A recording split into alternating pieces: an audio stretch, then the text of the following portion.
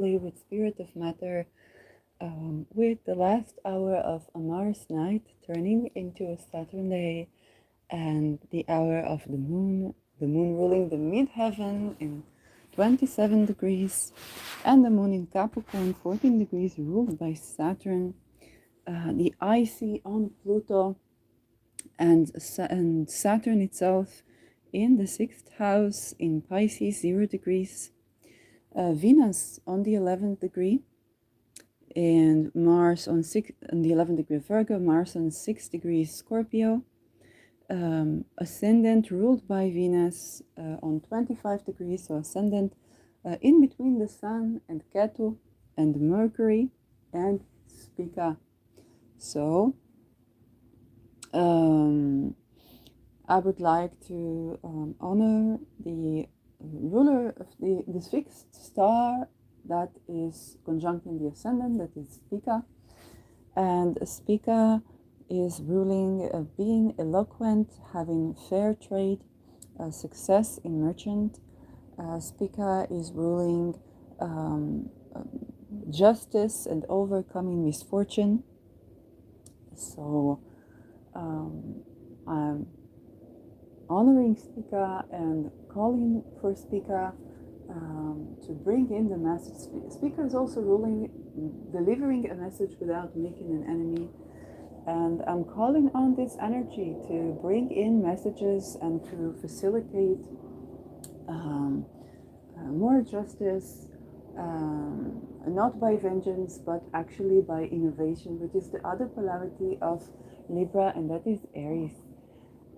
Facilitating justice by innovation, facilitating justice by promoting more people participating in whether it's the economy or trade, and having easy access to exchange goods, and having a more fair trade and overcoming misfortune by being lucky in trade, by being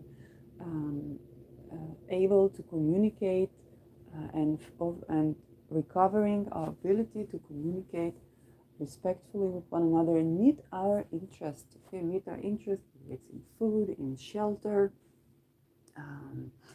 and also in acceptance and inclusivity in society. There are also emotional and psychological needs that are very, very important for our well-being, and to be able to meet them with the eloquence and to receive this wisdom, this divine wisdom through Ketu, through the Sun, through Mercury, and be able to incarnate them and receive the blessings of Spica. So honoring Spica. For the midheaven, I'm going to still call on Procyon, and Procyon as the denucleificator. Okay, Procyon, the denucleificator. On a mundane level, we have seen Procyon associated both with the midheaven of Israel, which is carrying a lot of nuclear energy and weapon, and has been founded with the particular election of the midheaven on Procyon, very likely to keep a balance, that a nuclear balance, so to keep a nuclear holocaust from happening post World War II, okay, post Hiroshima and Nagasaki, which has been relatively successful, okay, except for the Chernobyl disaster, which was huge. And now we have forests growing in the Chernobyl. And we had Procyon on the chart of JFK between the midheaven and Saturn, and JFK avoided a nuclear disaster in 1963 in the Cuban nuclear missile crisis, where Russia put nuclear missiles in Cuba, very much directed at the United States, and instead of going to a worldwide nuclear war, he managed to resolve this crisis by means of kind of like to sweeten the desire to attack. And so the depth of Procyon is able, if Procyon, as the denucleificator of the zodiac, is able to permeate the nuclei of a conflict and dissolve it from the core. Okay, permeate the nuclei of a conflict, dissolve it from the core to sweeten the participators from the core of the conflict, and to basically keep a nuclear holocaust at bay. So I'm calling on Procyon with his ability to dissolve and transform from the nuclei any sort of conflict, any sort of willingness to attack, any sort of fear relative to the desire to take over the world, which is more often than not fear-based, and to sweeten it and to bring in safety in those core places where the conflict resides. So Procyon is in tropical Cancer, which is to do with the people, the motherland, and caregiving. And so we're calling on the blessings of Procyon for protection and for the sweetening of what we call the core of conflicts. So we basically it's so powerful, it's able to keep a nuclear holocaust from occurring. So calling on Procyon and calling on Andromeda constellation, where the descendant is, where Rahu is, where Aries in Aries is. And for Andromeda constellation, which now Aries resides in, Andromeda, the story of Andromeda, she was kidnapped and basically was brought to be tortured, and she was saved from torture. While on a mundane level, she can denote of people who are torturers. On a magical level, we can call on Andromeda for reconciling that which seems irreconcilable. Okay? Christopher Warnock's talismans of Andromeda are used also to reconcile even couples that have been unfaithful. But on a more mundane level, when I call on Andromeda, I'm calling to the constellation where Aries right now is in, to reconcile that which seems irreconcilable, to become inclusive of that which we have casted out, whether intentionally or unintentionally, and believe that we could not bridge. Okay, to become inclusive of those people who have existential gap from our experience. There's so much so that they feel secluded, maybe even when they are among our people, and to reconcile those differences, those uniquenesses, those experiences, and to bring in to include and thereby to alleviate the struggle that Aries represents. Okay, Aries represents the underdog, those which have not been represented in society. She's the protector of those. And so I'm calling on Andromeda to listen to Aries and to facilitate the changes needed in society, and to become inclusive of those that have been misrepresented in society, that are the marginalized of the marginalized that Aries represent, and bring them into reconciliation, which is the power of Andromeda. And so as a talisman, I'm calling on the magical power of Andromeda to protect the world, for herself and my loved one, for my viewers, and anyone, to protect the world from the experiences of kidnapping, torture, and even murder. So especially to protect the world from the consequences of having people who are that marginalized, but it's protecting these marginalized people, or the people that have this existential gap, that don't see it until it becomes their loved ones. So to facilitate this insight, and thereby also keep torture, kidnapping, and stuff of that sort at bay.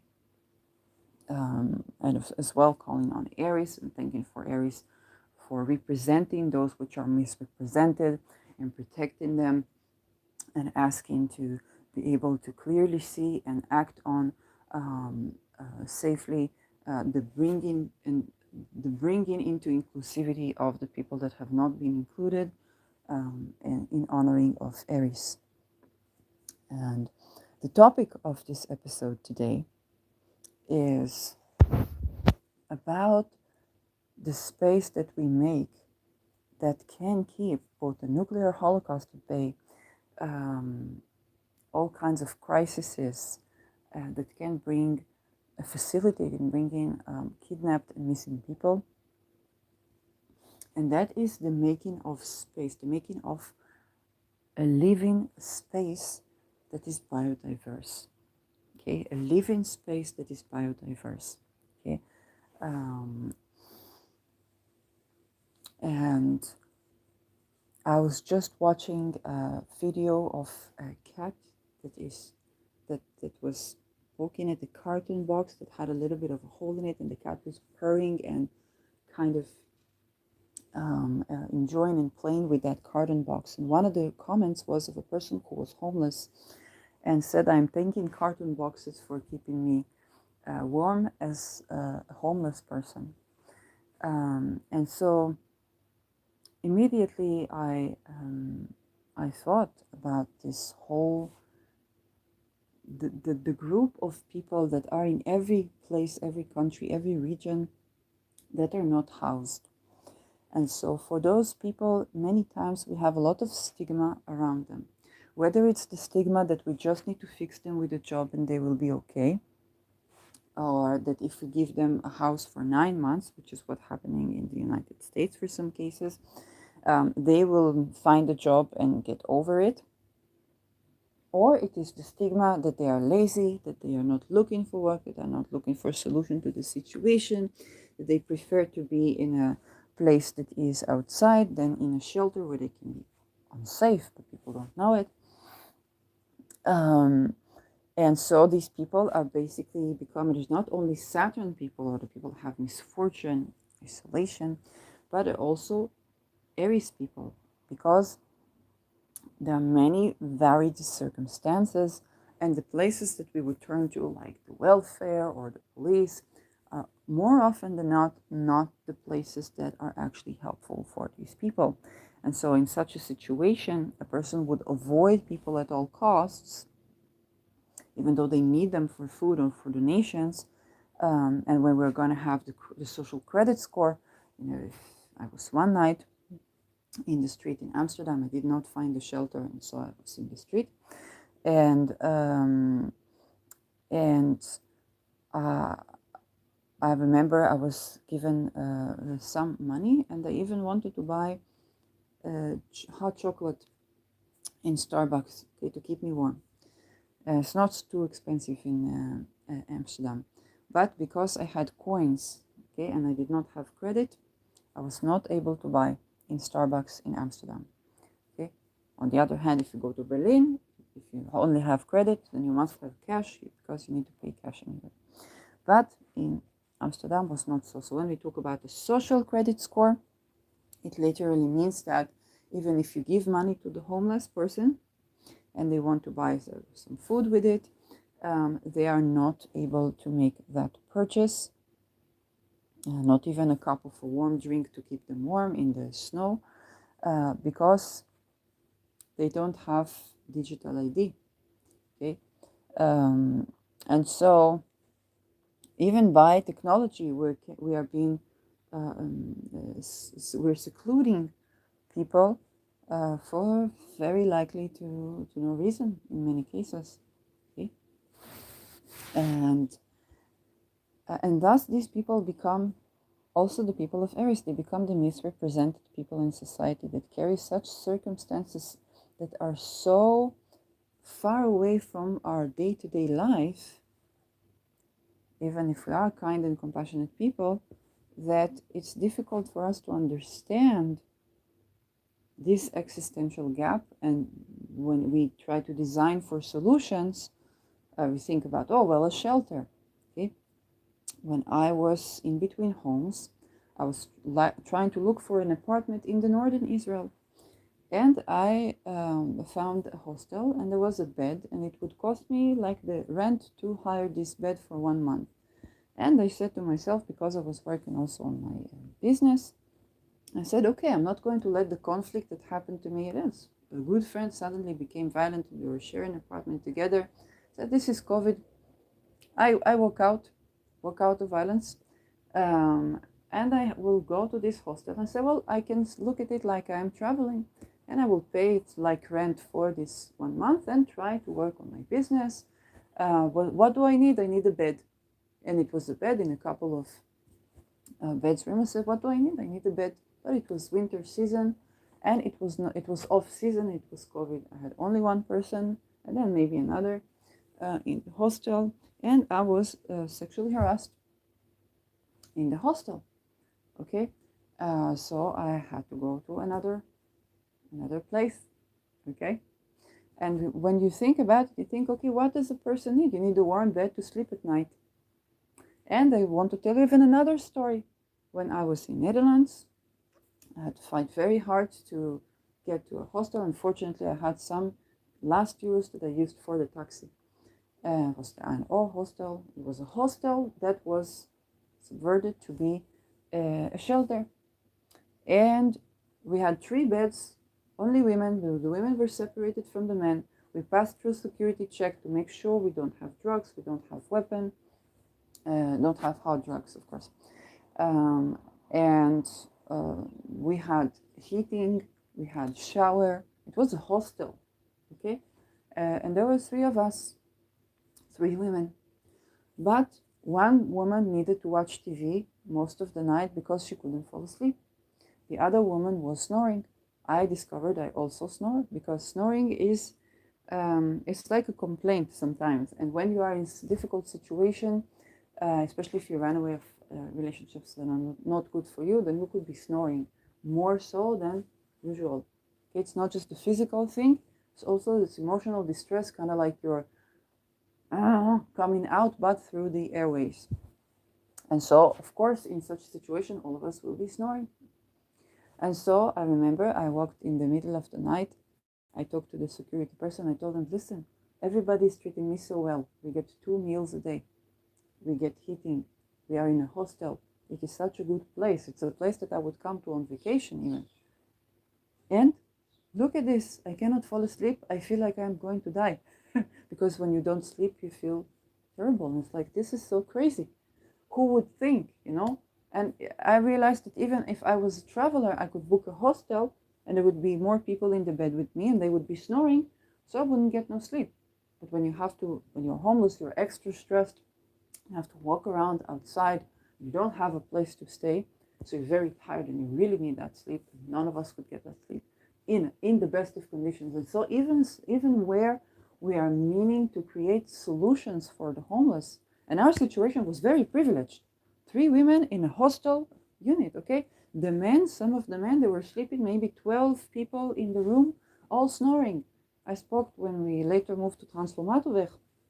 Was a kind man there, Dutch, and he told me, we are the men, we're sleeping in one room, one space, all of us are snoring.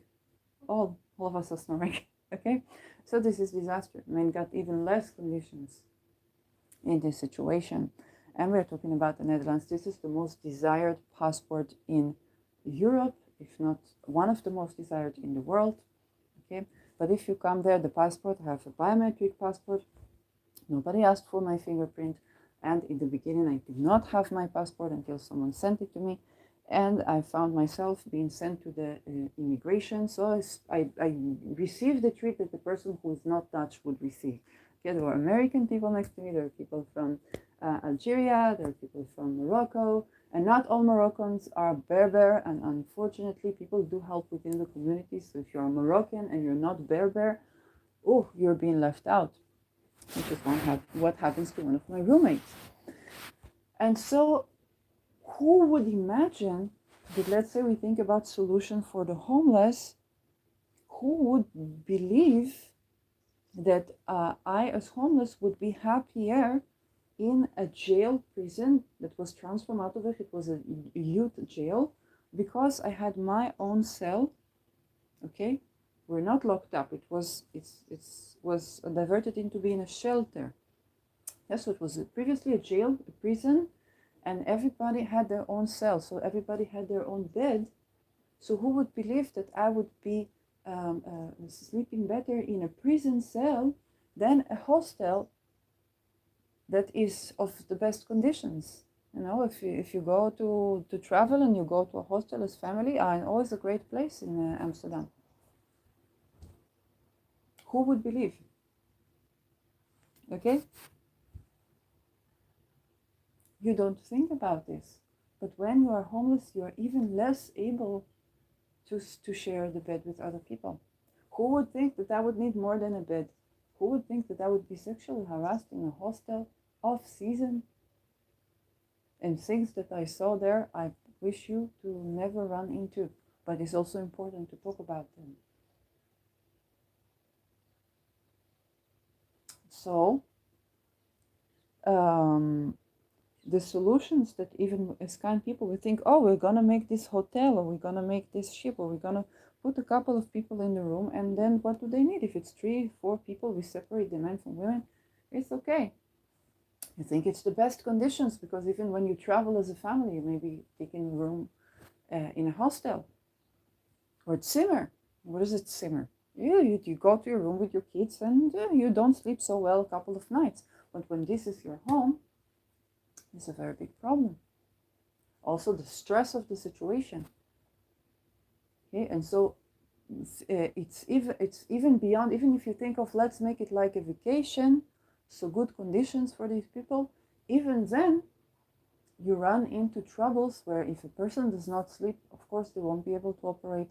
They won't be able to make good decisions, and they won't be able to rehabilitate themselves. Okay. You think about parents who are not sleeping because they are tending to their children.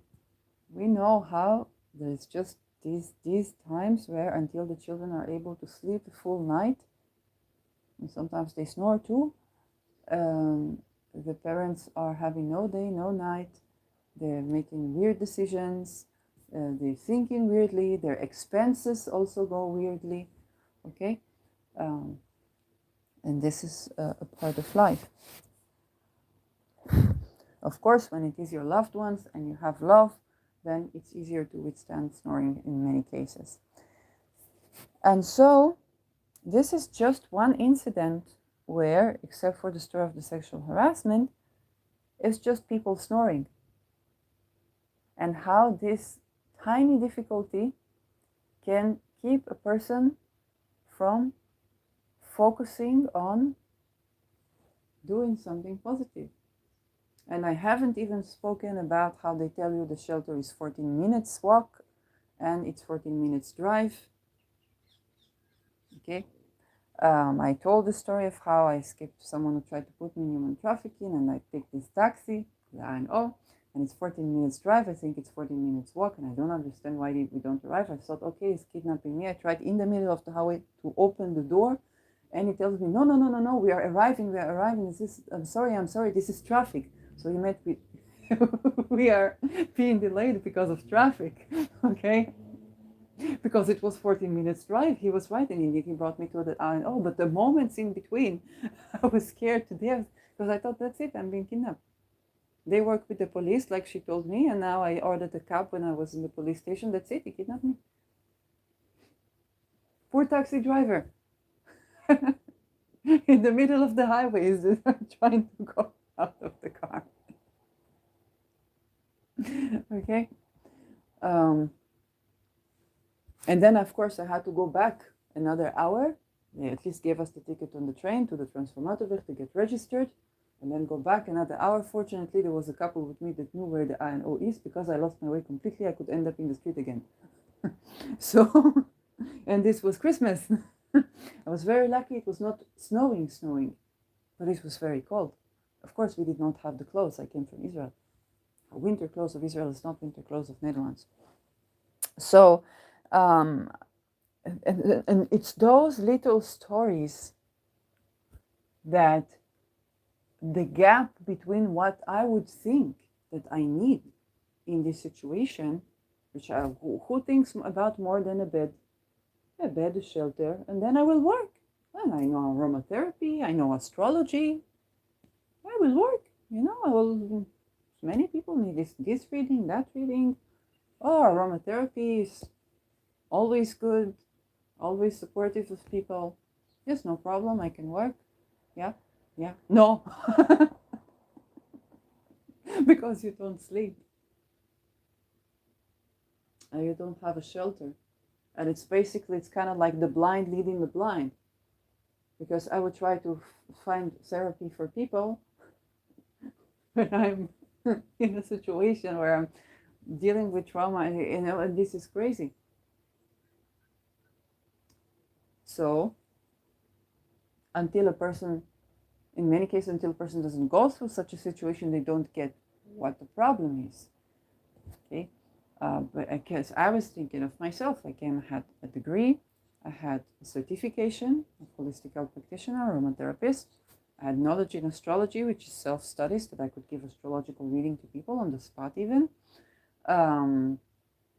Like, I had skills. I had English. I had Dutch passport. Okay. So think about all these refugees. It was before the war in Ukraine. All these refugees that come, they don't have the language, don't have the passport. Some of them, their certification is not valid here, not valid there.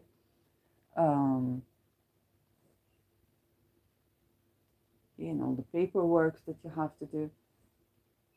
Just the paperwork. I have not managed to get my apostille just because I escaped someplace, so I cannot change my home address, and then I cannot have my birth certificate, and I cannot translate it, and I cannot have apostille signature. So all of my documents I cannot fix. Okay. Now it's becoming an asset, because if you're registered in any government, then there are issues becoming with regulations now that are being very, very difficult. So unfortunately, it's a situation where some of the people who don't have nationality and don't have passport are sometimes even better off than the people who do. And I saw this when I was in Netherlands. So when we talk about solutions, and this brings me to the next point, one of the most important things is to be able to do so without being dependent on any international organization or national organization, because they work together. Can we house our homeless? Because a lot of us are going to be refugees. A lot of us are going to be needing to find places. Many of us, even during COVID, I know a person who is recovering from PTSD, and at around age 50, she had her chiron return, and she moved from the south to the north, dealt with a lot of grief and healed a lot in herself. And she's doing healing to people, and she used to live in the north in such a beautiful house. She would open the door and she would look at the mountains, and there were fruit trees and everything she ever dreamed about. And the 7th of October, she had to go out of there. Now she's like, I don't understand this world. I built myself a mansion, and it took her 3 years to find this place. And now I'm out of this place. I cannot live there. It's not safe for me. So,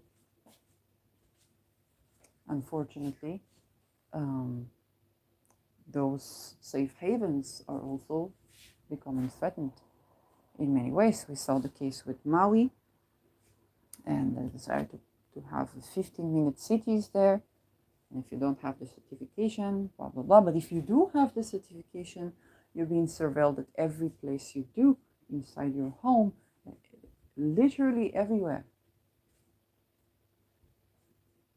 So, when we talk about housing solutions, it's not just for those people who have not been housed because the shelter was not safe, because a hostel is not safe, because a hotel is sometimes not safe. Okay, there were 2 rooms in hotel that I was safe in. One was run by also women, and they treated me good.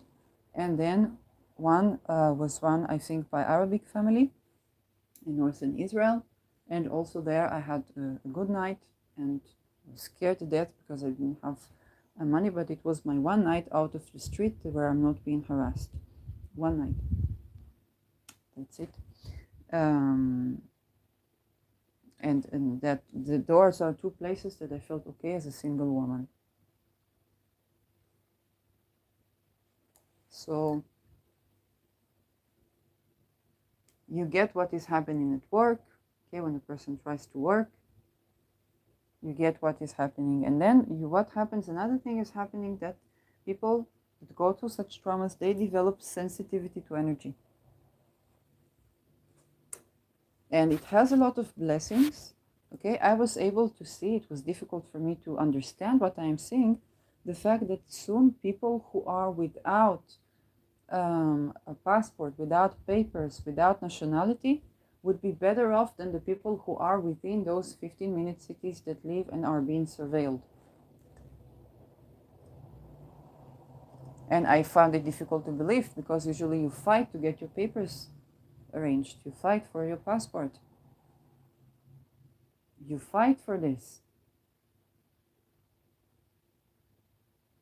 Okay, when I was 16, my mother, even though my parents were divorced, my mother took me to the embassy of Netherlands so that I will get my Dutch passport. She gave up her Dutch passport.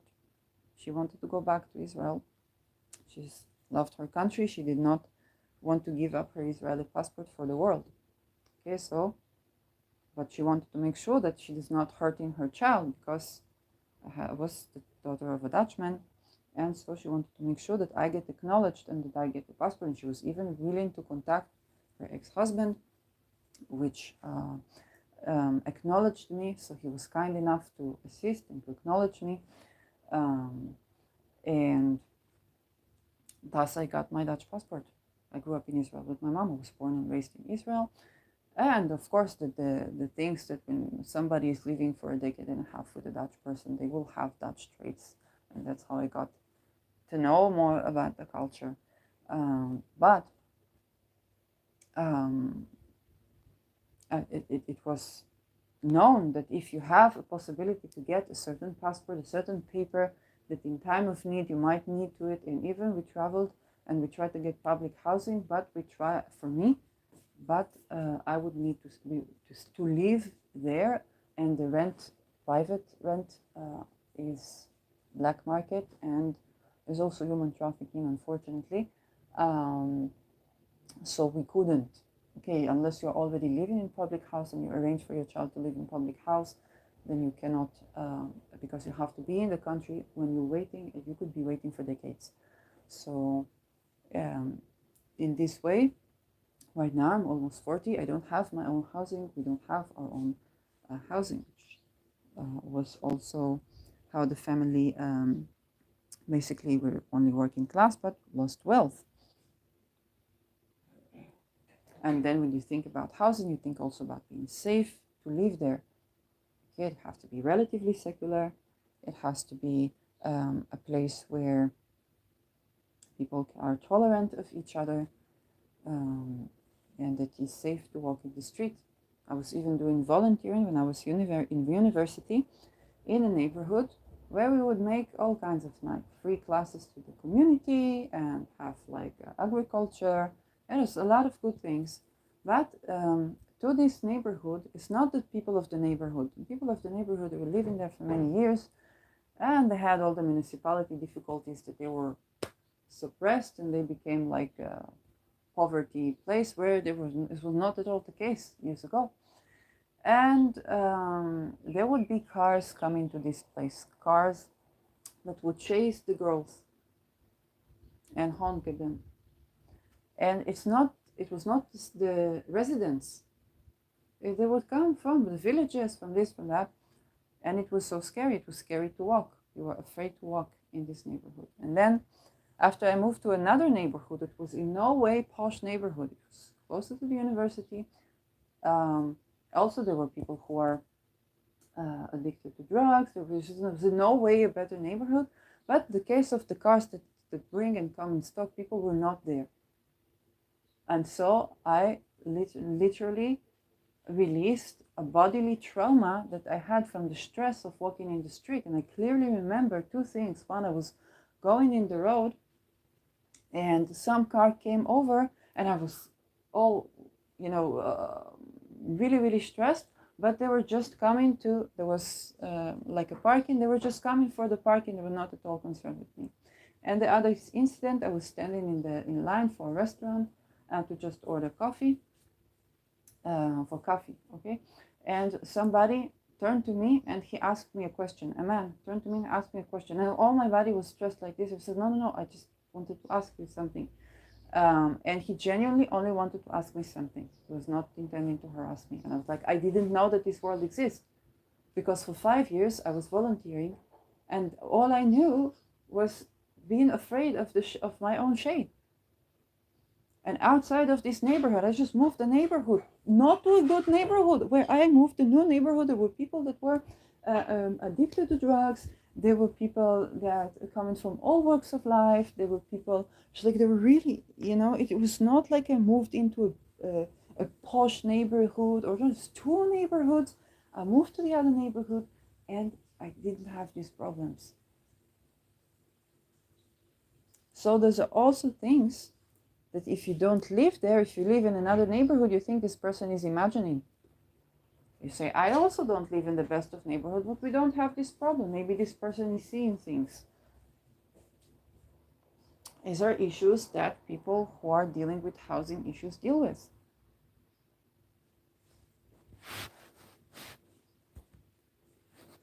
And so this existential gap of experiences is confronting us with the unreasonable, because Aries is the sign of reason, and misrepresented people are basically people who are dealing with situations that are unreasonable, but it's not their decisions that are unreasonable, it's the circumstances and the corruption that they're dealing with is unreasonable, and therefore they're misrepresented. Therefore they have existential gap that we don't understand. Oh, you homeless? Okay, then go to you have money, go to a hostel. Where's the problem? Is what I thought about me. Where's the problem? I hire a bed in a hostel, I pay like rent and salamat. What do I need? A bed in a hostel? I feel I get my business working. I need to work on my business. So this person is harassing me at the home or whatnot. Okay, I will go out of there. I will go to some place and I will work on my business.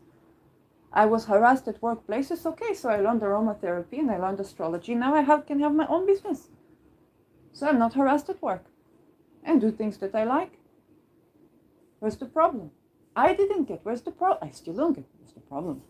Okay, but the fact of life was that there I was harassed and there I was harassed and there people were snoring and I was snoring too, and we bothered each other with the sleep in the best of conditions in a hostel. Okay. And it's not necessarily about how expensive is the place. Sometimes it is.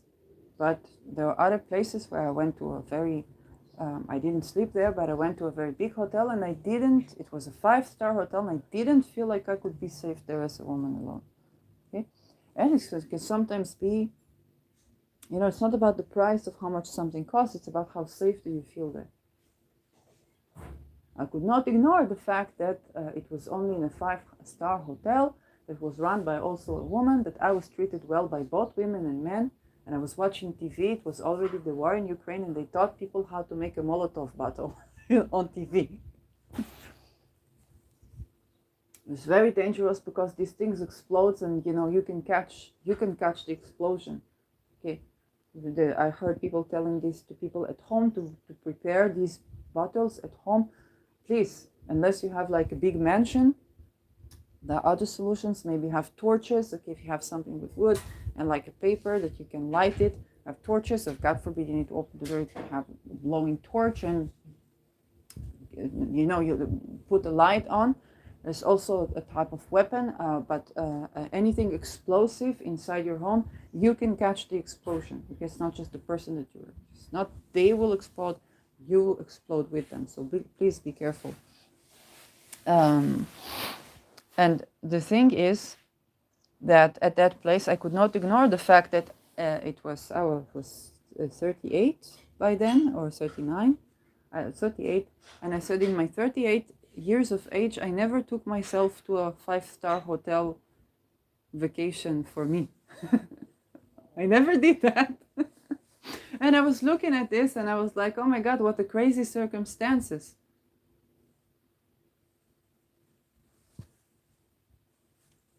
I never treated myself to such vacation. It's like life is so crazy. It's like I owe this to myself. I really had Saturn in the 12th house, so it's like your debt. It's like by any means necessary, you will be in this vacation. So, thank you.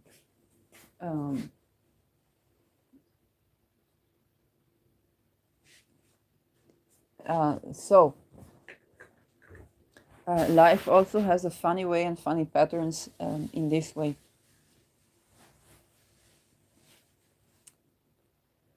But now we are coming to a situation where those unreasonable, who would think it's reasonable that a person would actually need to have no ID, no nationality, no documents, not be registered, to be a citizen of no one, in order to have peace from surveillance or government orchestrated stuff that you don't want on you.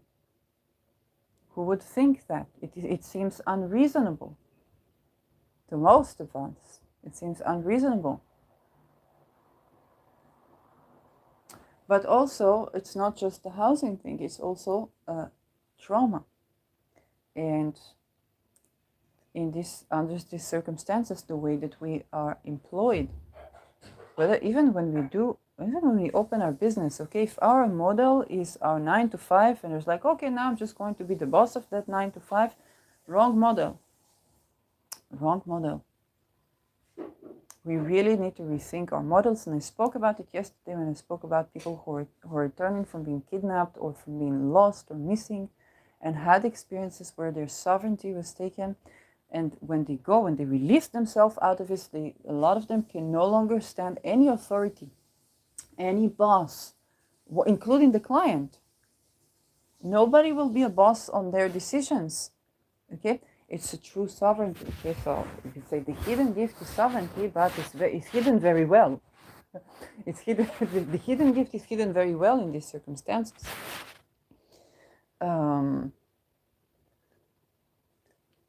And so I'm speaking out now for as long as I can speak about this, because not as therapy for me, but because most of humanity is now dealing with the very same circumstances, and even what you believe about yourself in this situation is changing. Okay, you believe, okay, what do I need? A bed in a hostel? Now, what do I need? A tent, maybe, to sleep in a tent. Okay.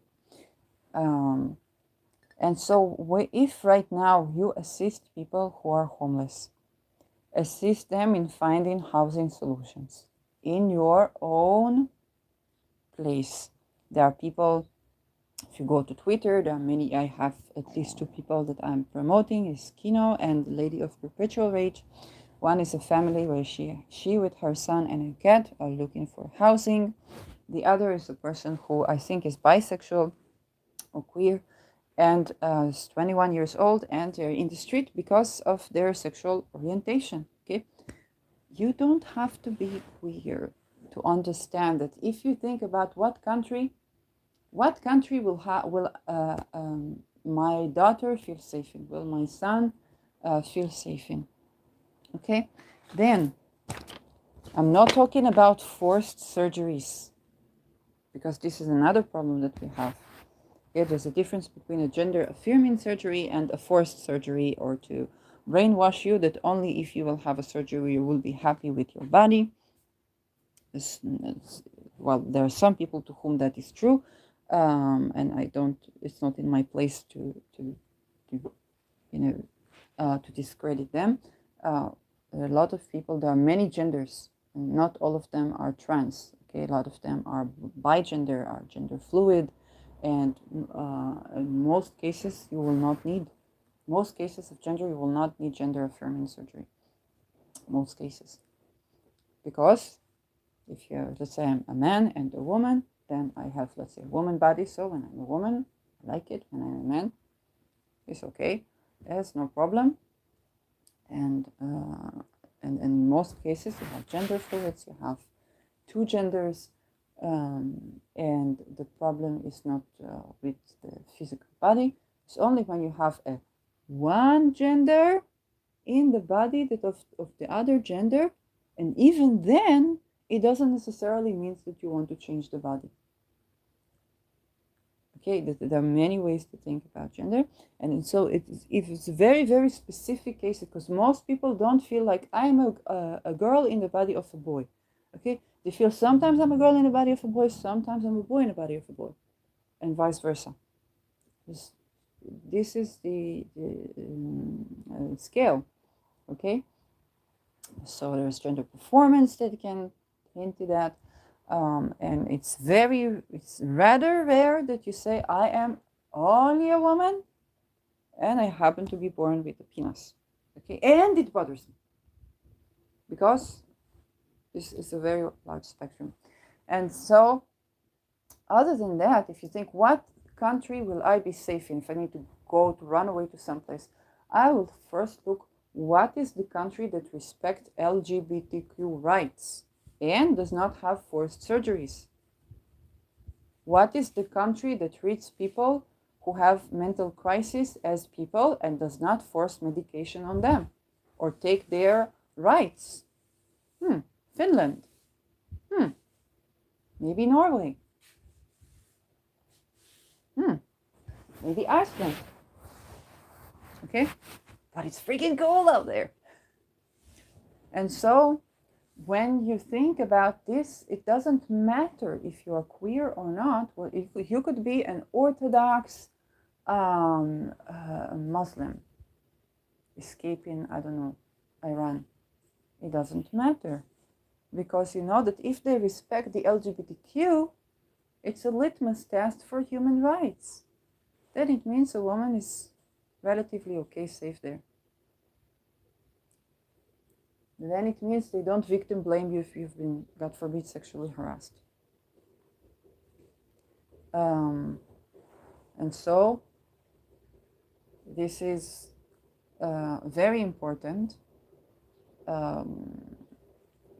because eventually you want to live in a country where your rights are respected. The flag of the country is less important than if your rights are respected. Okay? Because you can love your country, and you can love your people, and you can love your motherland. But can you live safely in the motherland? It depends on the political environment there, which is another issue that we are all dealing with. That's why worldwide we should support gay rights. Worldwide we should support this. It doesn't matter if you're gay. That's why a lot of men support feminism. A lot of men support feminism. And they can be single men, and they can be religious, and it's not just because they would want women to be happy. It's also understanding, if this country respects women's rights, it means it respects rights of people. It means that you can't go, let's say if my wife is having a baby and I have rights to get on vacation too. Oh, this is good. I want that. Oh, if you respect women's rights, okay, then it means that if a woman, let's say, has menstruation, then she's been respected at work, and if she needs some time off, if she needs this, if she needs that. It means I can come to my boss and say, well, I have been feeling weird lately and I need some time off, and it will be more respected. Oh, I want that. Okay? Because they like it. When women's rights are respected, it's a nicer place to live in. Oh, and gay rights are respected. Oh, if gay rights are respected, it means I have less chance to be persecuted. Let's say I am, Armenian Christian, and I live in Muslim country. Okay? But within those Muslim country, in this region, gay rights are respected. And I will go live there. Why? Because even though I think I'm taught that gays are not good or this or that, but I understand that people will not persecute me for my religion where they support gay rights. So even if I'm Orthodox religious, I would still want to support gay rights because then I will not be persecuted. I knew a Syrian Christian person, Babylonian, who was supportive of gay rights under the Bashar al-Assad regime. He was promoting gay rights. And he was, at least the claim is not that he was gay himself, but he supported this freedom, the kind of freedom often from religion. He said when, before the civil war in Syria, I could go as a Christian. Nobody would ask me what my belief is, where I'm coming from, what my religion is. But after the civil war, suddenly I started receiving questions. Underneath Bashar al-Assad, I would never have this problem. And so he supported gay rights, because if they respect gay, then they have freedom of religion. He was Christian so much so that he told me if we would marry, I would want at least 5 minutes in a Catholic church, which for me was impossible because this is Catholic wedding.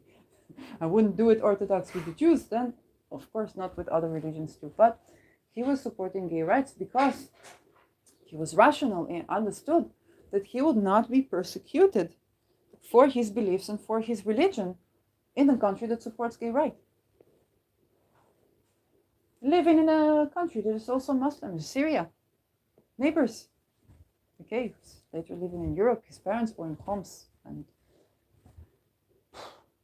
horrible.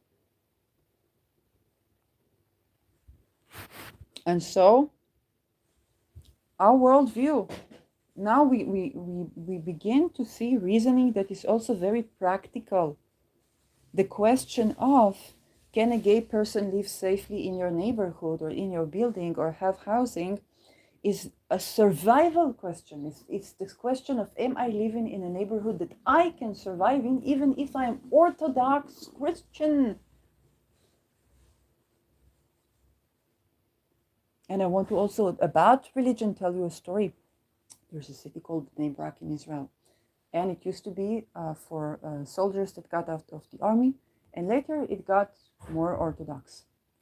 And it's gotten so much so that even after the years, recent years, okay, that best friend that later became violent in COVID, but before that, he was going with his religious friend to Bnei Brak.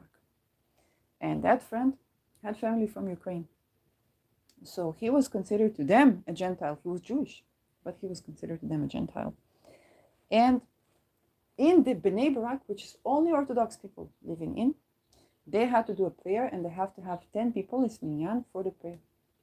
They did not find 10 Jews in minyan, and they called in my friend, because they prefer this person who they see as Gentile, of course he's not, to complete the minyan and not the Jews of their own city. How come? Because if you're Jewish from that stream and you're Jewish from that stream, then you're enemies. Okay? This is religion. It's not Judaism. It's Christianity. It's Muslims. All of those Shia and Sunni. All these wars, all these horrors, crime wars that are done in Shia and Sunni. Okay, when some person would tell me from Arab countries, say, oh, your country is like Nazis, it's like this. I say, you know what? Let's make a thought experiment. Let's erase Israel out of the map. Israel, poof. How is the Middle East? You tell me, how is Sunni and Shia? How are you doing? How safe you feel in your own region? Okay, and practically, even if you are Orthodox, you want gay people in your housing. You want to house gay people. And I have Facebook friends who's a channeler, and they are a gay couple living in Tel Aviv.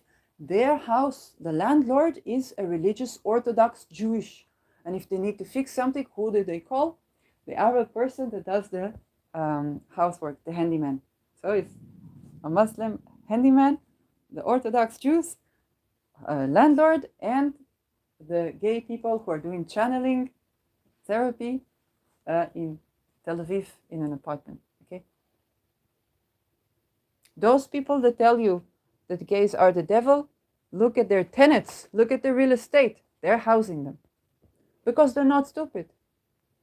First of all, it's money. Secondly, if I am housing these people, they know they will get gamach. They will know they will get good points with their Lord. They know this because they house people. It's more important to house people, even if these people you consider them, I don't know, sinners. It's more important to house them. And it's more important in religion. But people, we're not exposed to that. So they think, oh, I don't want gay in my neighborhood. I don't want gay in my building. Oh, I don't want gay at work. Oh, it's not good. It's the people who tell you that it's not good that are housing them and making money off of it. Okay? And so this is also something we need to understand practically. Business. The people, if you have people marginalized in society next to you, how do we know things? Okay, I would speak sometimes to veterans of war. And so before the 7th of October happened, I didn't know it was going to happen on that day. But only later I understood everybody was giving me signs, even enemies. They were giving me signs. Something is going to happen. Get out of here. Something is, I say, where to? Where to? Yeah, it's winter outside. People like I'm secular, but people would see me and think, okay, like anti-Semitic or whatnot. But the veterans, they were trying to warn people. So if you would be working with veterans or talking with veterans, and some of them would be that person who you think is junkie and is addicted to drugs because they have no housing and they have no medical care that's actually respectful to them, and they try to silence these people because some of these people were soldiers during the 1973, okay, the Yom Kippur, 50 years ago.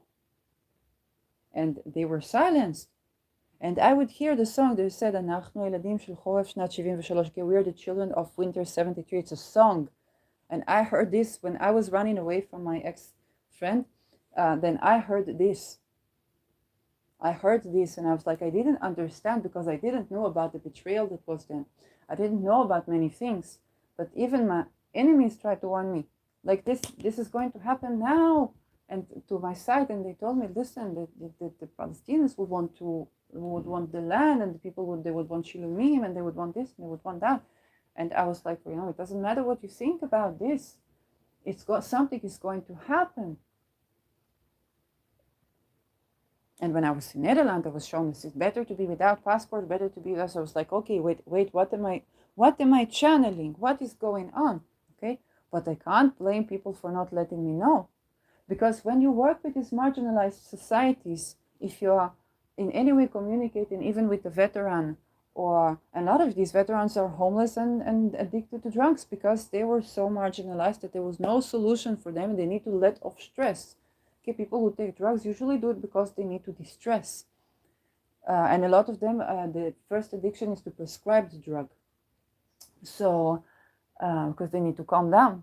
And in this situation, I knew that something was going on. Okay, the day before that, I was watering the lawn, and I see this kind of a lot of water. I was like, why so much water?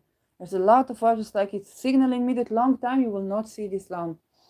And I was taking and I was practicing the beingness of Eckhart Tolle, but it was so powerful that I saw the trees and it's like I'm walking in a dream, very, very grounded.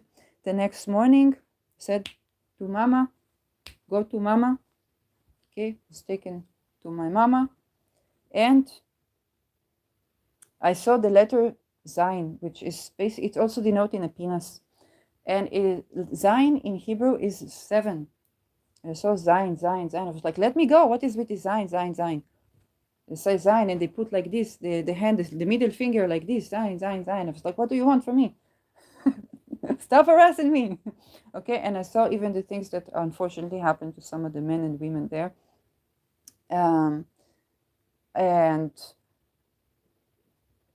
indeed, in the day of the 7th, and I saw the 7th, in the day of the 7th, yes, happened the 7th of October, started the war, 6 in the morning, we wake up to a couple of hours of sirens, and then we hear that people got into villages and are murdering and kidnapping people there, and mass graves.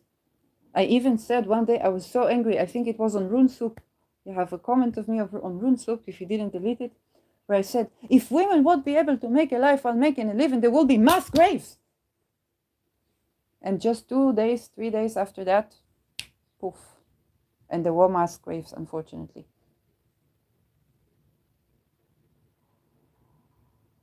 I even said something, I was so angry. I was like, why is this thing happening? Why am I being so secluded? Why do I find no people that I feel connection to? Is it because when people are going to start to die like flies that I would be relatively okay? Is it because I'm supposed to leave? And the day afterwards, the war broke. Now, of course, I'm not okay with people dying like flies, but people did die like flies there, of all fronts. And it's not about conflict. It's not about the local conflict. It's about those 15-minute cities of surveillance and people losing their freedom and their sovereignty. If you work with these communities, if you so much as take care of the homeless, and sometimes this homeless will be a veteran, that he will have inside information, that he will try to warn you. I talked yesterday, there was a veteran that tried to warn the police people. We told them it's going to be betrayal from within. It's going to be betrayal from within. You don't know what is coming. And many people, also Arab people, try to warn.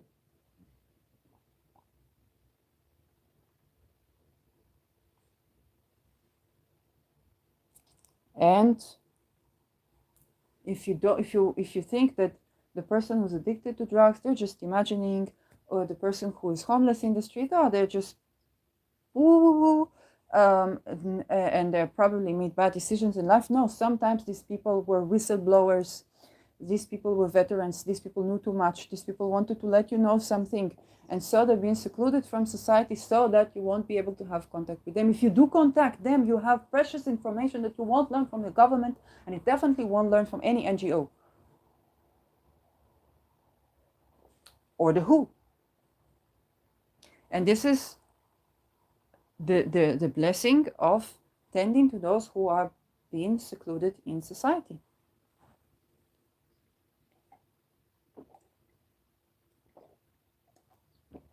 They know things that you don't because they've been exposed to something. Okay, that I was in between houses in COVID with the Dutch passport, with English, with degree, with aromatherapy, knowing holistic healing.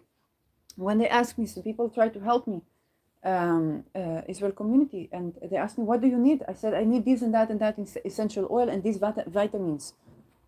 I was channeling even the vitamins that were good for me. Okay, how privileged I was in this situation. And even me, I thought I'm going to die every day. It's like, is this the last day? Is this the last day? It was so powerfully painful. And so, in this situation, a lot of the things that I thought, oh, well, what do I need? A bed in a hostel. This is what I need.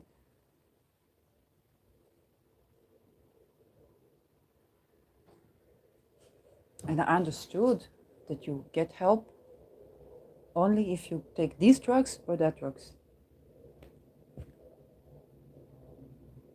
And I met a man, Dutchman, who's homeless. He said, nobody helps me because I'm not drug addict and I'm not insane. So nobody helps me. And I also met on the other one a woman that was going later to Amok, which is a shelter for the Europeans. And she ran away from a violent husband. And she still believed that she was crazy, so she was taking pills. With the best of my ability, I tried to say to her, you left an abusive person. You left a person who was abusive. But it was difficult to contact because she believed she is crazy and she needs to take medications. She needed to go to a specific shelter where she could take medications. And sometimes that shelter, you could stay in the shelter during the day. That was the difference between freezing in the cold or having a bed at night if you take drugs. I had a friend, a roommate, that is the first time I saw somebody doing cocaine. She was sniffing cocaine in the bathroom, and I had a mint essential oil with me. And she was sniffing on that mint, and she said, Shirley, I don't know what is this oil doing, but suddenly I can smell from this nostril. Because mint is awareness. And so when you smell essential oil, if you lost your sense of smell, you can sometimes retrieve it. And so she began to smell. And she tried to clean herself from the drugs. One night, the door between the beds and the living room where you could take water was closed. She needed water with sugar because she was dehydrating and she was sweating because she was taking a lot of drugs, and then said, I don't want to take these drugs. I want to withdraw these drugs.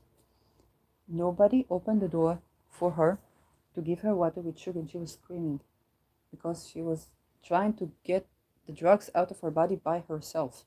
And not only that, whenever she would prepare for the next morning, she would fold all of her clothes. She would take the clothes that she's going to wear tomorrow and she would fold them like military discipline. And I would look at her and I thought, like, this person who is addicted to cocaine is more orderly, more disciplined, brave, soldier, strong than I could ever be as a person that was privileged enough to not touch these things. And she told me that when our first conversation was like, please don't tell me your stories. Don't tell me your stories. Everybody tell me their sad stories. I don't want to hear your sad stories. Because everybody would turn to her as an anchor. And she did not have anybody to turn to. She was losing her brother, and she did not have anybody to turn to. So she was stressed, and she was taking these drugs to get out of the stress. And she was working. She was working in security. She was securing the red light district. She was working. I could not work. I said, this is a person who's soldier strong. And because of the stress, they try to take something to relieve the stress. Of course, this person would need drugs to even get on the shift. And they're working in security and cannot find housing.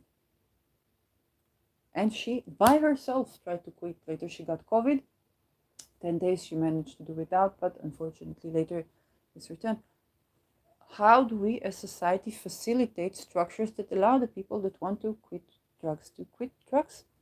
Yes, there is always the personal responsibility that we do for ourselves, but there's limit to how much a person can do for themselves, where everything is like water with sugar, just so that she can survive, her body hydrating from releasing the drugs. Okay, and so yes, of course, there's always the internal mastery of our life and making the best choices for ourselves that we can, and acting on our desires to do good for ourselves. Absolutely. This is not to take away sovereignty from the person to interfere in the system in the way that improves their life. That being said, we should also, a part of this sovereignty is to change our society so that it is possible, so that it is facilitated. Because those people that we think are the junkies, sozusagen, of society, it's the anchors of society that have withstood more than they can take and do the jobs that we can't do.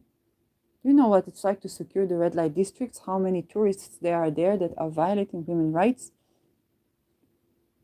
Who's taking care of it? Those people that you think are junkie and homeless.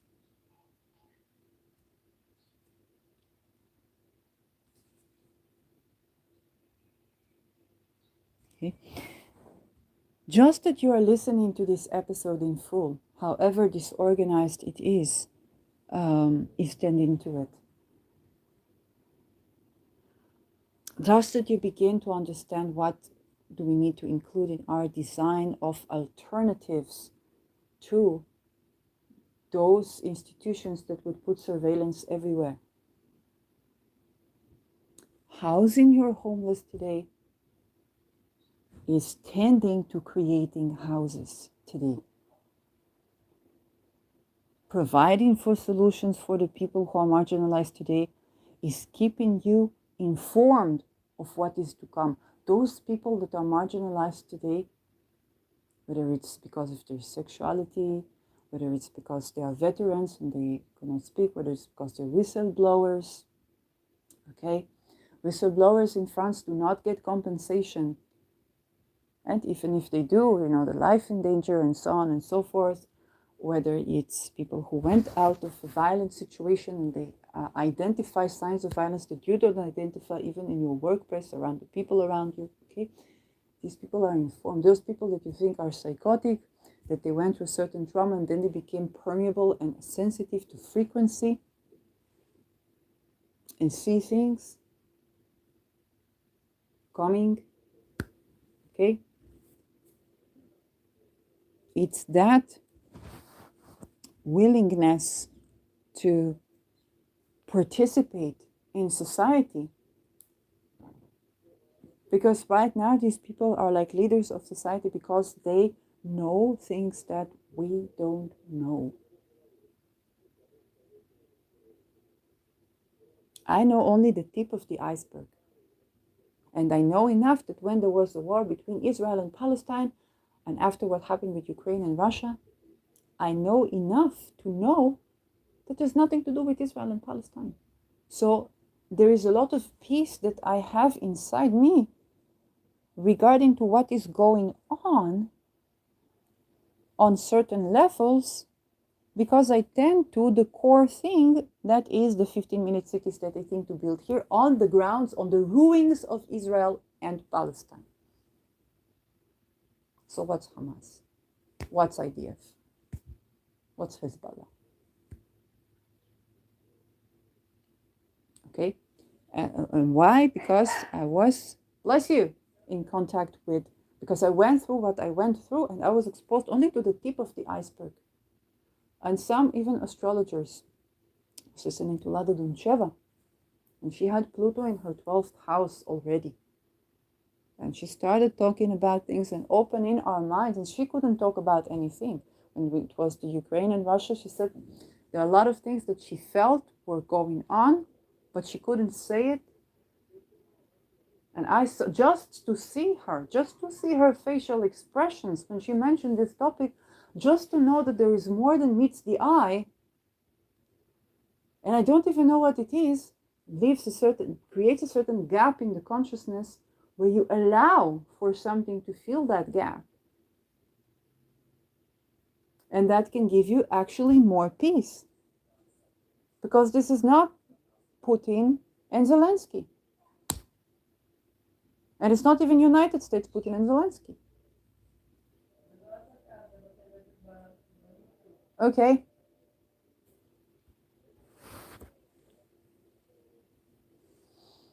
Why? Because I studied astrology. And Lada's channel was the first channel that I listened to. So when she had her Pluto in the 12th house, now she's finishing that, I saw. And what people call a psychosis, this is psychic attack. And she learned to take back her power. And I listened to people like Mark Boyersky. Would I agree with him about anything to do with trans society? No. But it doesn't mean that I don't listen. It doesn't mean that I will call him suddenly, you are transphobic, and poof, you don't have anything to teach me. No. I may not agree about everything. But there are certain things that he knows. And he has been a healer that treats some of these people, the high society. Okay, he knows, he sees that I have to lend an ear. Doug and Stacy. Would I agree with them about anything to do with trans society? Probably not. But they know more about what's happening in Israel and Palestine. They knew that Israel had revolts for 9 months, for several months before the war broke. They also connected it to the revolts in China that were oppressed by the government, and there was certain powder that was thrown at the people. I didn't even know it. I live in Israel.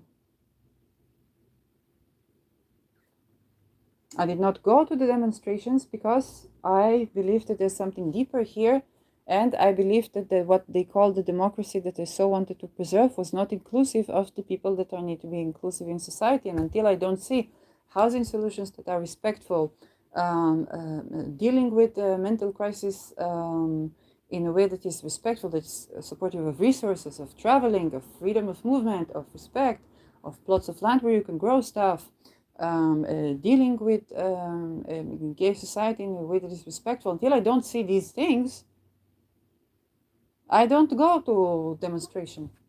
And maybe it saved my life, because a lot of people were targeted in these demonstrations, and during the 7th of October, some of them were kidnapped, raped, and murdered.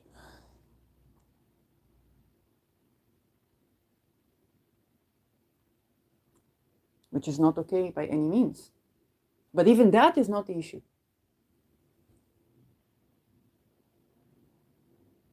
Why? Because I looked at astrology. I dare to look at something that people said is pseudoscience. And when I saw Aries, the eclipse with Aries, everybody was talking about the eclipse on the ascendant of Israel. It's 2 degrees from the ascendant of Israel. I was like, that's local. But look at Aries on the descendant of Israel. This is a global issue. It's a 500-year stuff. This is a global issue. We are Maui. And on the 7th of October, I would say to people, we are Maui. And what happened in Maui, I understood. And Mark Bayersky was saying, whatever happens, disobey, whatever happens. And I would get angry. I was like, but you're not telling me what to do. What is disobey? How do I disobey? What do I do? And when it happened, I understood exactly. I was telling people, the people who survived in Maui, who are the people who did not listen to any orders they got from any official body. Because if they tell you to go to this house and later they're going to burn this house, or if they tell you to take this food, you know what happened to Native people in America? During the pandemic, they were given blankets that had been infected with the virus, and so they died. So they were supposedly provided shelter, they were given blankets, and these blankets were infected, and they died. And it doesn't matter if it happened on purpose or not. Everybody has their opinion, even if it didn't happen on purpose. Let's say it didn't happen on purpose. Okay, what do? It would still save you to not listen to them and to try to find what shelter solutions do we have as society.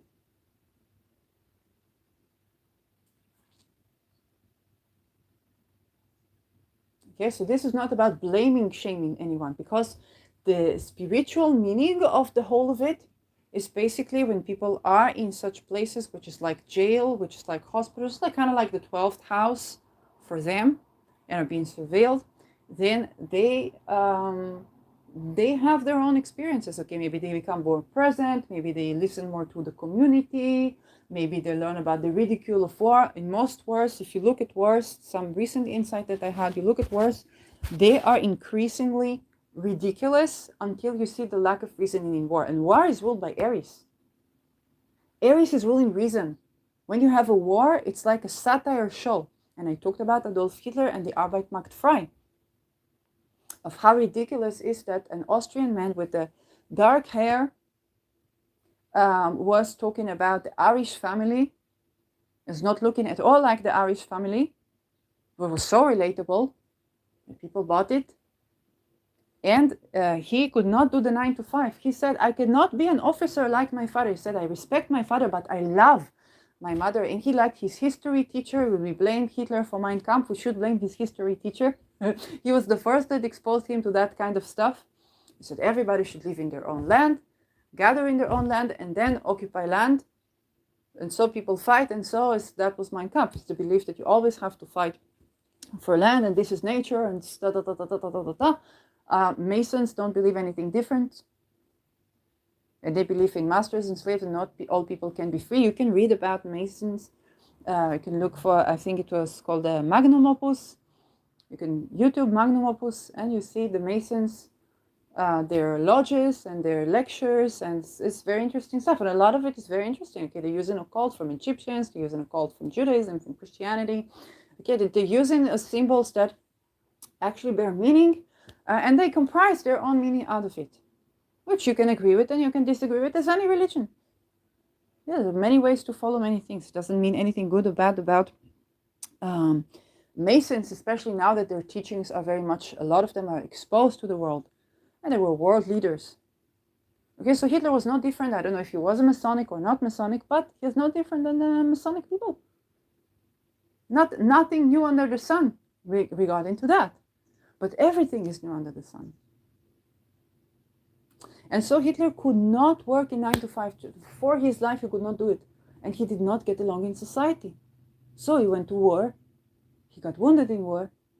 But what he knew he was to paint. And if you look at the pictures that he painted, it was actually a person who violated my boundaries, who taught us and showed us, read us from Mein Kampf, and showed us the paintings that Hitler painted. Okay? And he said, oh, it was just painting. It was not impressive. Back then, people were really going for the Impressionism, for all kinds of, later the fascism, the brutality art. And Hitler was just painting nature. It was harmless paintings, okay?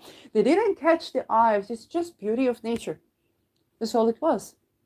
So if we would give him a place in society where he could paint this beautiful picture of the motherland, of the nature, and he would paint nature, okay, it's not even people, I think, then we would have this beauty of nature, would preserve the image of the beauty of nature, and he would have a living, and he would have a place in society, so he would have less grudge.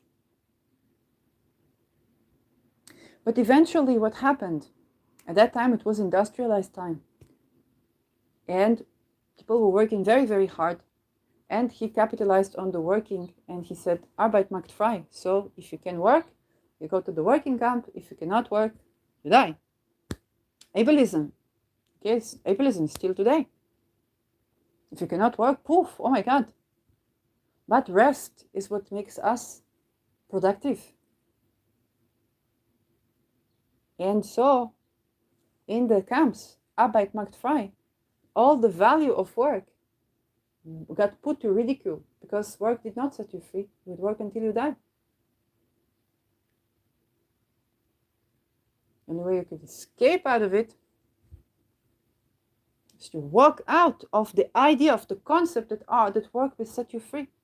No, darling, you need to rest.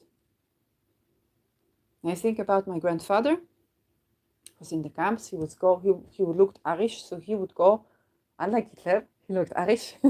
So he would go out of the camp, bring food into the camp. Out and in and in. One day, the door was open. There was rebellion. They got out. People were shooting at them. And they got into the forest. He escaped through Italy. His brother escaped through Germany. Only he and his brother, out of 16 people, remained alive. The rest all dead. His brother got Shilumim. He did not get Shilumim. He did not get money. So he opened the grocery store. And what do you do in a grocery store? You sit. And you sell fruits and veggies. There's a lot of rest. You think about this job, okay? You sit in the grocery store. Yeah, people buy fruits, veggies, and he's around food. And for him, he would eat one cabbage. Half a cabbage, would make a soup out of it. This was his meal. With some bread. One day my mother opened the fridge like a teenager. Says there's nothing to eat. He got mad at her. And I think that was the only time he talked about what was in the Holocaust. And that's it. He spoke one time about this. Never again. Never again. And he was working, had his grocery store until older age. So most of the work in a grocery store, you sit. Some people buy something, okay, you give them the food. It was not stressed like we have industrialized society today. So this work is okay. And then meanwhile, you can read, you can meditate. Okay, it's not a big problem. And you have food around you. A lot of rest. This is what keeps you alive. When you grow in permaculture, when you grow food in permaculture, then you have the first crescent moon, then you plant things. Okay? Then you water it. Okay? But if there is rain, you don't even water it. You just sit in the garden. You celebrate, you drink, you laugh, you paint, clean your house a little bit, cook. Then half moon, Okay, you weed things out. You weed out, or you take cuttings. You grow cuttings.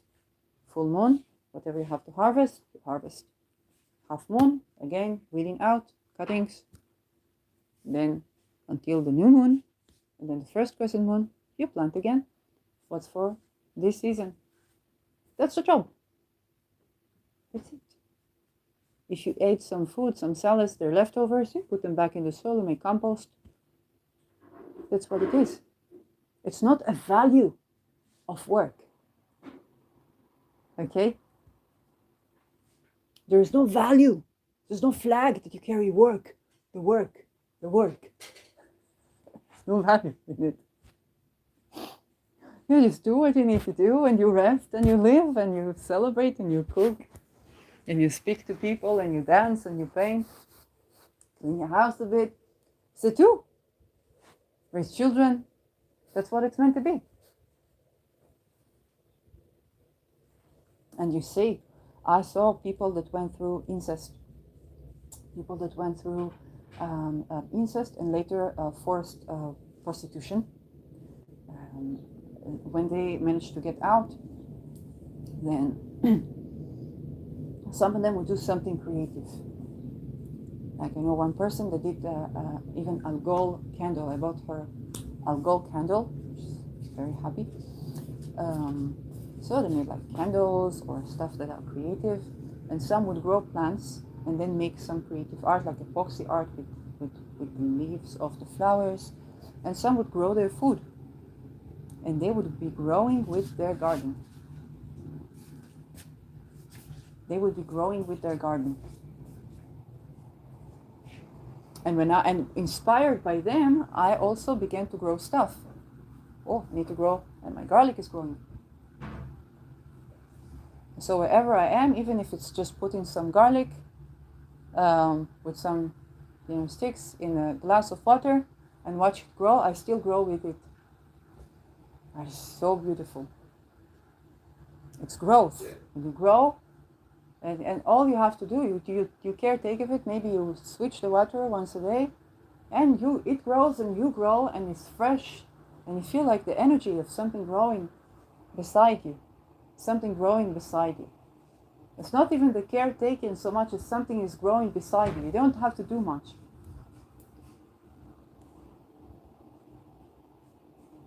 It's very healthy. When you set your bare feet in the soil, something grows in the soil. You know, why do children like to run barefoot in the lawn? It's very good for them. They have a lot of energy. Now the ground, it balances the nervous system, the frequency, the energy. Then they play, and have the bare foot in the soil, and then they sleep.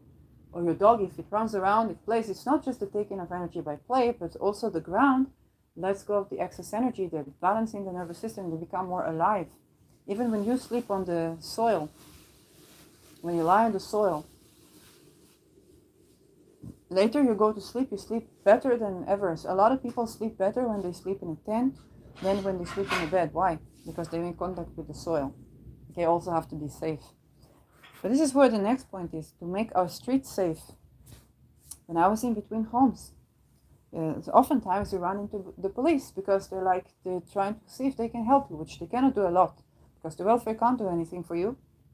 You escape, whatever, their shelters are jails. So if you're not crazy and you're not drug addict, there's nothing they can do for you.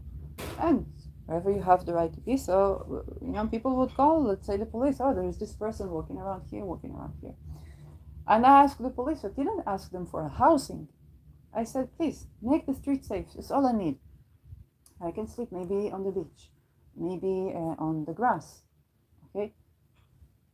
Just make the street safe, and then I can sleep. And then, I will slowly, work or, shower, work, and come out of it. Right? This happens to a person that's in between houses, housing crisis, not a lot of homes. Okay, I don't ask much for you. You, the police, make the street safe. If the street is safe, then I can sleep on the grass, then I can sleep on the shore, and I also get to see the world, and I also get it's like traveling. Okay, What do you do when you travel? You put a tent somewhere. So instead of looking at how dark my situation, I would look at how bright I can wake up to the sunrise and see the world from another point of view and have a good sleep. And also, if I would want to, whether it's to rent a place or whether it's when I will be rich to buy a place, then what is more important for me in real estate is that if I can sleep in the street and it's safe, it means that I can live in the street and I can go back at any hour of the day and it is safe. So this is where I would want my real estate. Okay, so make the street safe. It's on us, the people, to make the street safe. And it's not about blaming police. Okay, the good cops, it's enough to have one polluted cop for there to be big problems. And you know, any organized crime, they have to have some insider. It doesn't mean that the police is corrupt. It means it's enough to have one corrupt person in the police for people to find it very difficult to do something about this. So if we, the people, make the street safe, now it's easier. Because anyway, you will want to build your house where it's safe. Now, if you're housing the marginalized society, you're housing the veterans, you're housing the homeless, you're housing the LGBTQ community, then anybody would know that this is safer to live in your neighborhood. Now, they wouldn't want to let it go because maybe they don't like gays, but it's safer to live around gays. If there are gays in here, then it's less chances that you will get persecuted, let's say if you're a Christian and this is a Muslim town, or the other way around. And you want to live around the gays. When you're housing the BIPOC people,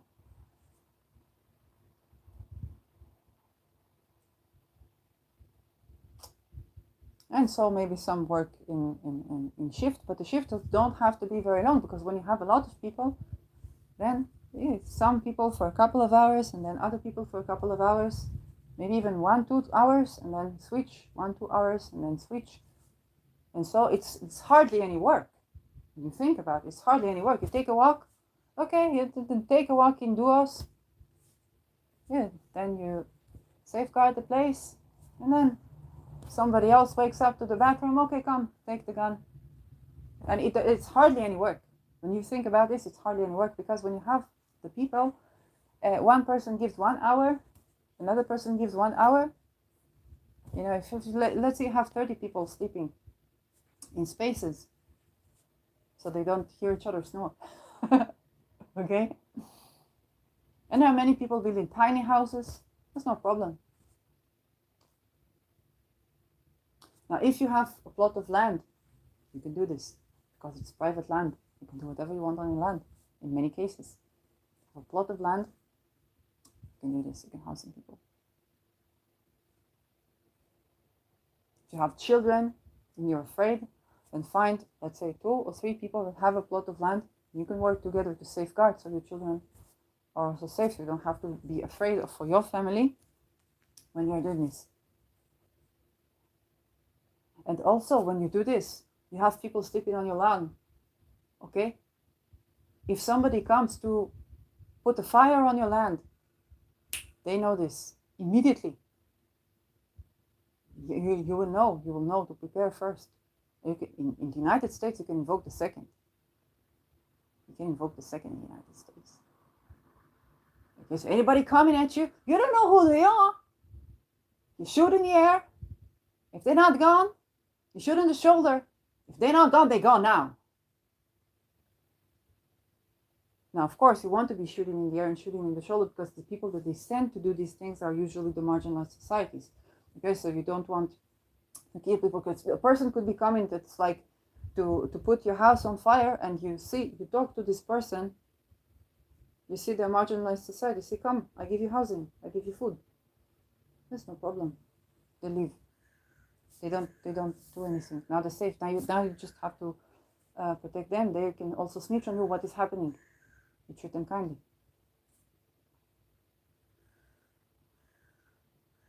But in the United States, you can invoke the second.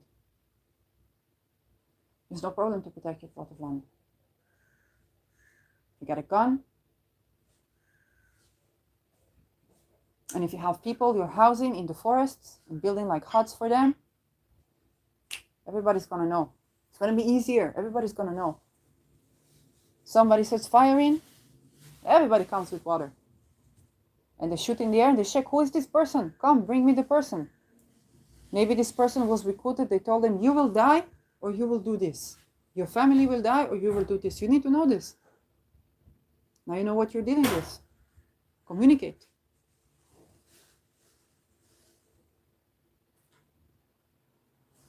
So,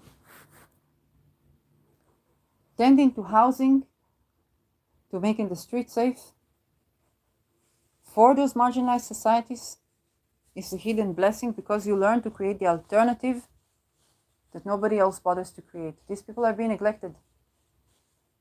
They're being neglected. If you tend to them, you receive the blessings. So I got on Twitter. I have my Strudel, TALISHEER, and I have 2 people that I'm promoting, Lady of Perpetual Rage and Kino, that need assistance in housing. So you can donate them money. Or if you have housing solutions that are safe for them, okay, one is escaping because of their sexuality, the other one is escaping violence and had violence at work and has neurodivergent son, she's neurodivergent. So if you assist these people, whether it's in providing for them money, or if they are willing to catch a conversation, see what can you think about housing, designing of housing solutions. If you have a plot of land, maybe you can allow them to be, okay? And that's one way that you can tend. From my profile, there are many people that you can find that are seeking these solutions. And also for yourself, okay, to begin to think about these things also for yourself. You're living in the city, make contact with people who are farmers, make contact, because they are suffering too. But together we can think about solutions, because there's more than enough. There are ways to grow food that you never even imagined. There are ways to get energy that you never even imagined. There are ways to filter water and make water from the air that you never even imagined. And speak with veterans, because they did this. They did this in Iraq. They can do this in the United States. They can do this everywhere. So I hope this was helpful. And yeah. So right now, this is a Jupiter hour. It's a good time to release this episode. Jupiter in the 7th house. And may peace be unto you. Assalamu alaikum.